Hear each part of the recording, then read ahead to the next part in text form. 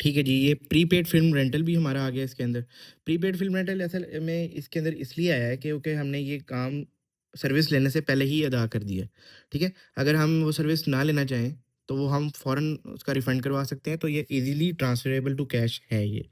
जो चीज़ आप पहले पे कर दें, वो आपका एसेट ही होता है, ठीक है ना? क्योंकि आपने उसकी अभी सर्विस नहीं ली है। तो ये एसेट कन्वर्टेड इनटू एक्सपेंस वाली जो सर ने जो बताई थी, ये बेसिकली वो होती है। तो जी इसके आगे हम सारा चेक करते हैं कि जी लैंड आ रहा है, बिल्डिंग आ रहा है, क्योंकि ये सारी जो है ना ये हमारे करंट एसेट नहीं है, क्योंकि ये इजीली कन्वर्टेबल टू कैश नहीं है।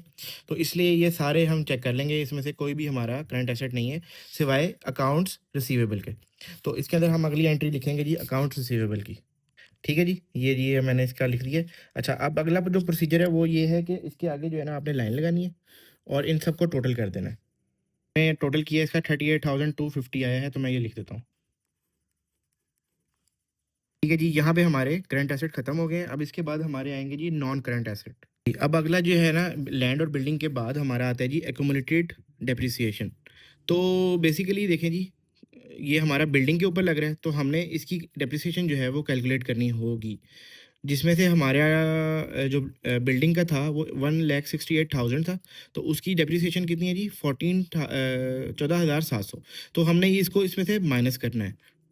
ये आपने इस तरह करके लिखना है जी लेस एक्यूमुलेटेड डेप्रिसिएशन बिल्डिंग का, इसके आगे छोटा सा बिल्डिंग भी लिख दें आप तो ज़्यादा अच्छा हो जाएगा। बिल्डिंग और ये उसकी डेप्रिसिएशन की अमाउंट लिखेंगे और टोटल कितना था जी हमारे पास 1,68,000, इसको इसमें से माइनस करेंगे। ये देखें जी हमने जो उसकी बिल्डिंग की अमाउंट थी उसमें से डेप्रिसिएशन माइनस की है, तो ये आ गया, ठीक है। तो जी ये देखें आपकी अमाउंट डेप्रिसिएशन निकालने के बाद यहाँ पे आ गई है। अगला है जी आपका फिक्सचर एंड इक्विपमेंट, तो इसकी एंट्री डालेंगे जी। ये इसकी एंट्री मैंने डाल दी है 36,000। तो अब आगे चलते हैं जी। ठीक है जी, लेस करना है आपने कम्युनिटी डेप्रिसिएशन 12,600, ठीक हो गया। तो इसमें से आपकी जो अमाउंट है 36,000 में से इसको माइनस कर दें, तो आपका जो है ना वो आंसर डायरेक्टली आ जाएगा 23,400। तो गलती एक छोटी सी हुई है कि ये जो आपकी बिल्डिंग का होगा ना जिसकी आपने डेप्रिसिएशन निकालनी है, जिसकी कैलकुलेशन आगे निकलेगी, उसको आपने थोड़ा सा पीछे रखना है और ये वाली जो आइटम्स हैं उनको थोड़ा सा आगे रखना है, ताकि हमें कैलकुलेशन करने के लिए आसानी हो। फिल वक्त मैंने इनके नीचे लाइंस लगा दी हैं जिनको हमने प्लस करना है।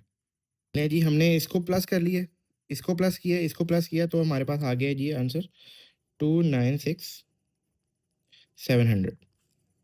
ये आपका टोटल आ गया जी नॉन करंट एसेट का। अब आपने जो है ना वो एसेट्स का जो टोटल है ये सबसे बड़ा हेड है, इन दोनों को आपने प्लस कर देना है, तो आपका नीचे टोटल आ जाएगा एसेट्स का। ये आपका आंसर आ गया। आपने इसको डबल लाइन के अंदर इस तरह लिख देना है, दैट्स इट। ये आपने लिख देना है liabilities and stakeholder equity. अच्छा, अब ये लायबिलिटीज अलग आएगा, स्टेक होल्डर्स का अलग आएगा, तो आपने सबसे पहले लिखना है जी करंट लायबिलिटीज।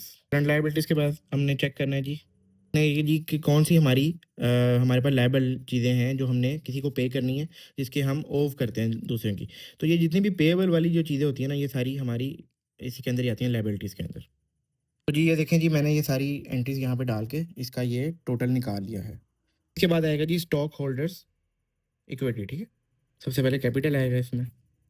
अच्छा जी, इसके बाद आएगा जी रिटेन्ड अर्निंग। इसमें मैं आपको एक चीज़ दिखाना चाहूँगा कि हमने इससे पहले जो है ना आपकी स्टेटमेंट ऑफ रिटेन्ड अर्निंग निकाली थी।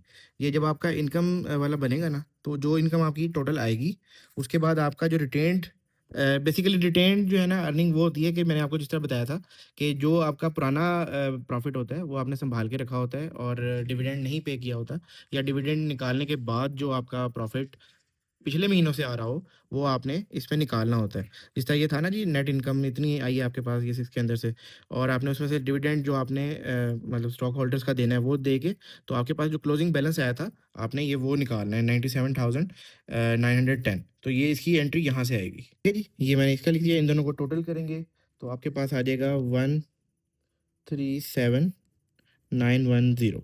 अच्छा जी, ये आपका आ गया स्टॉक होल्डर्स का। अब आपका ये वाला आया था और ये वाला आया था, इसको आपने प्लस करना है और इसके साथ ये भी आपने इसके अंदर प्लस करना है। तो यहाँ पे हम लिखेंगे total liabilities and stock holders equity. Total liabilities, तो जी हमने इसको जो हमारा लायबिलिटीज था इसको और इसको प्लस किए, ये आप यहाँ से देखें, तो ये टोटल हमारा आया है, ये देखें 3,34,950। तो हम इसको यहाँ पे लिखेंगे 3,34,950। 950।